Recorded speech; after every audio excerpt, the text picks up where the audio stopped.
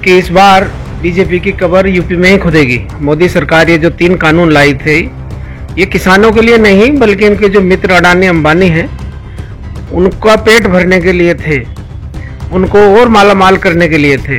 BJP का सुपड़ा साफ होना तय है। हर आदमी उत्तर प्रदेश का बीजेपी के खिलाफ है आज की तारीख में। देश में जो सबसे बड़ी फिलॉसफी है जातिवादी और सामंतवादी, तो जो उस फिलॉसफी को मानते हैं सभी आरएसएस के लोग हैं। नमस्कार दोस्तों, मैं दीपक कुमार और आप देख रहे हैं द कंटाप। यूपी चुनाव विधानसभा का चुनावी बिगुल बज चुका है। इसी बीच सभी पार्टियां आरोप प्रत्यारोप का दौर भी चालू है। सभी पार्टियां अपनी अपनी दावेदारी सिद्ध कर रही है। नए पुराने गठजोड़ में सभी पार्टियां संलग्न हैं। इसी बीच एक बात और निकल के आती है, प्रमुख विपक्ष की भी दावेदारी इस बार यूपी चुनाव में देखी गई। कभी आम आदमी पार्टी कहती है, कभी कांग्रेस, तो कभी कोई। इसी बीच कांग्रेस पार्टी की क्या नीति रणनीति है, उसी के लिए हम बात करेंगे। ऑल इंडिया कांग्रेस कमेटी में अनुसूचित विभाग से राष्ट्र सचिव डॉक्टर एसपी जी, सर आपका बहुत बहुत स्वागत है हमारे द कंटाप में। आपकी तरफ से सभी व्यूअर्स को नमस्कार कहना चाहूँगा। क्या इस बार कितनी सीटें आ सकती है? क्या जो 7 सीटर है, जो विपक्ष भी कहते हैं कि अभी आप 7 सीटर की सवारी है, 7 विधायक है, 7 विधायक से कितनी जाएंगे आगे? देखिए, मैं समझता हूँ कि 100 के तो पार जाएंगे ही जी, क्योंकि इस बार जो है माहौल बहुत अलग है उत्तर प्रदेश में। ये उत्तर प्रदेश जो है इस बार बीजेपी की कब्रगाह बनने जा रही है। चाहे योगी जी घूम लें या मोदी जी घूम लें या 2-4 और ऐसे घूम लें, जनता ये डिसाइड कर चुकी है कि इस बार बीजेपी की कब्र यूपी में ही खुदेगी। बीजेपी में मतलब कमर खुदेगी। तो 100 सीट आप कह रहे हैं, 100 सीट ही आएगी। तो 100 सीट का गठबंधन तो पिछली बार करीबन 105 सीटें सपा के साथ थी। नहीं, उससे कोई फर्क नहीं पड़ता पिछली बार। इस बार हम हर सीट पे चुनाव लड़ रहे हैं और हमारा आकलन ये है कि हमारे बिना कि उत्तर प्रदेश में कोई सरकार नहीं बन पाएगी और हम मुख्य भूमिका में रहेंगे सरकार बनाने में, और साथ ही जो सरकार के कार्यक्रम होंगे उनको भी असर डालने में। क्या इस बार कोई गठबंधन या फिर पुराने गठजोड़ का कोई गठबंधन? नहीं, इस बार कांग्रेस पार्टी अपने पैरों पे हर विधानसभा में लड़ेगी और वहाँ की जो लीडरशिप है उसको मजबूत करेगी, ताकि हर गांव का, हर कस्बे का, हर शहर का, एक मोहल्ले का हर आदमी कांग्रेस से जुड़ सके और इस देश को बचाने का काम कर सके। एक किसान फैक्टर, जो किसान आंदोलन का फैक्टर है, वो प्रभावित करेगा खासतौर पर पश्चिमी यूपी पे, और आप भी पश्चिमी यूपी से आते हैं। तो सर क्या लगता है, पिछली बार आपने कांग्रेस पार्टी के समर्थन से राकेश टिकैत जी आए थे, तो इस बार क्या संभावना है? देखिए, वो पुरानी बात हो गई। पॉलिटिक्स में तो हर नया दिन एक नई कहानी लेकर आता है।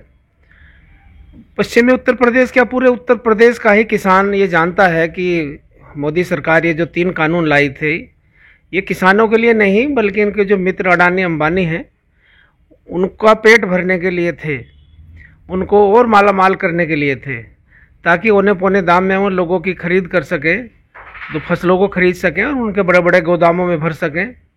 और उसके बाद जब चीज़ महंगी हो जाए, और ऐसा ही नहीं है सिर्फ किसानों के लिए ये था खतरनाक, आम जनता के लिए उससे ज़्यादा खतरनाक था।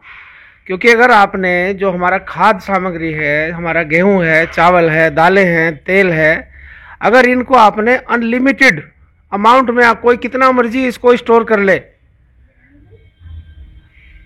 तो जो मोटे मोटे पैसे वाले हैं ये तो पूरे देश का खरीद के गोदामों में भर देंगे। क्यों गोदाम? सर मेरा सवाल है, राकेश टिकैत, मैं वही आ रहा हूँ।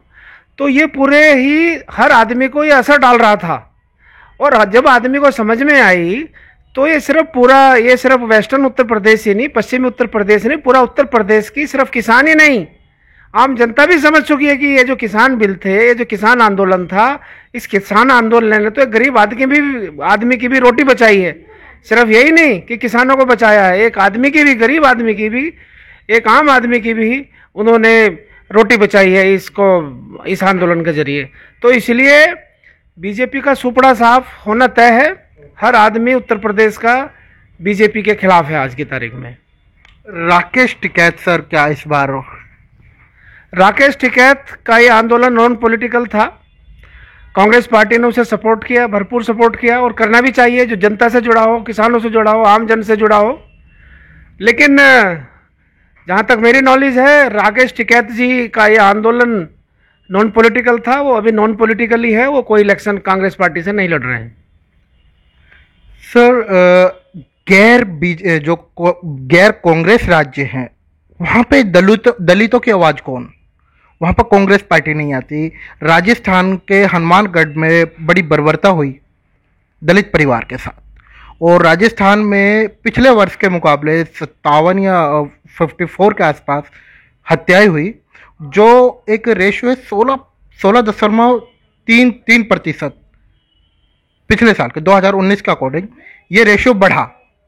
तो वहाँ पे कांग्रेस चुप क्यों? देखिए, कांग्रेस चुप नहीं है।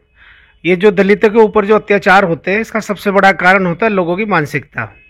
लोगों की जो सामंतवादी मानसिकता है, जिसमें वो उनको बहुत छोटा समझते हैं, बहुत नीच समझते हैं, बहुत गिरावा समझते हैं, कमज़ोर समझते हैं, तो उनको अपने बराबर नहीं आने देना चाहते। दूसरी तरफ जो दलित होता है, वो सबके बराबर आना चाहता है। वो चाहता है आम जो लेवल है लोगों के जीने का, उस लेवल पे आए। तो वो लोग को जो नहीं आने देना चाहते, जो बीजेपी की, आरएसएस के ज़्यादातर जो लोग अत्याचारी होते हैं, अगर आप इनका एक सर्वे कीजिए, मैं आपके उसको बोलता हूँ कि इनमें से कितने लोग बीजेपी और आरएसएस को सपोर्ट करने वाले मिलेंगे, तो आपको लगेगा कि 90% से ज़्यादा वही लोग हैं। क्योंकि वो ये चाहते हैं कि जो पुराना सिस्टम चला आ रहा है, सामंतवाद, जिसमें जातियों का जो है, कोई छोटी है, कोई बड़ी है, कोई उससे बड़ी, कोई उससे बड़ी, उससे बड़ी, वो बने रहना चाहिए। और यही आरएसएस की फिलॉसफी है, यही बीजेपी की फिलॉसफी है। तो जब भी उस मानसिकता के लोगों के सामने कोई दलित आदमी एसर्ट करता है, बराबर आने की कोशिश करता है, उसके साथ अत्याचार होते हैं। लेकिन अत्याचार हुआ, और इस तरह के जो लोग हैं सब राज्यों में हैं। अत्याचार होके अगर उनकी धमकी की वजह से वो लोग घर बैठ गया, जो दलित है, कमज़ोर है, तो ये सबसे गलत है। लेकिन अगर उसके कंप्लेंट हुई और तुरंत केस रजिस्टर्ड हुआ, तो ये सबसे बड़ी अचीवमेंट है कांग्रेस पार्टी की। क्योंकि बीजेपी के लोगों को कोई फांसी नहीं लगा सकता, या उन्हें कि आरएसएस का है यही, क्योंकि डेमोक्रेसी है। लेकिन उनकी मानसिकता का है, जो उन्होंने अत्याचार किया है, उसके प्रति जो कानून उत्तरदायी होता है, वो कांग्रेस के राज्यों में सबसे ज़्यादा है।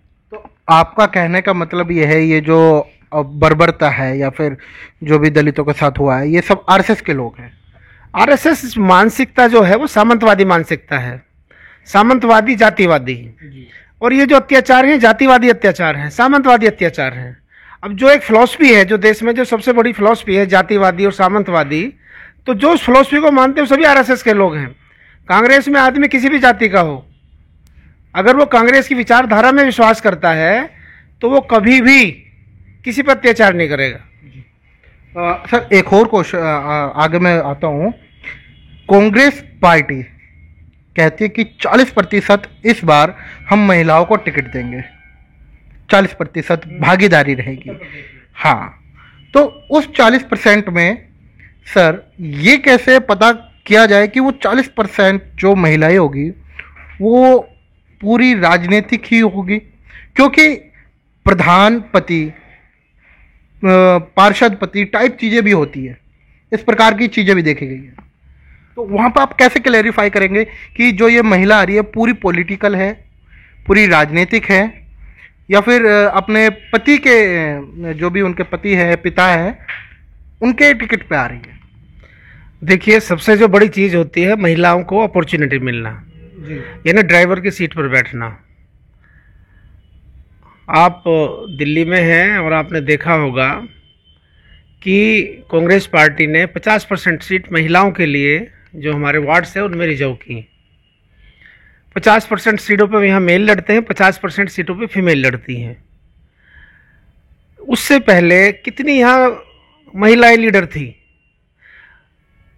उनमें से आपका कहना सही है कुछ हद तक कि वो प्रधानपति टाइप के लोग हो जाते हैं। लेकिन जब महिला ड्राइवर की सीट पे आके सीखना, चलाना सीख जाती है, तो मैंने ये देखा कि फिर महिला ड्राइवर रहती है और जो हस्बैंड होता है वो कंडक्टर बन जाता है। But sir remote control car भी तो होती है ना? नहीं, रिमोट कंट्रोल कार कहीं नहीं होती।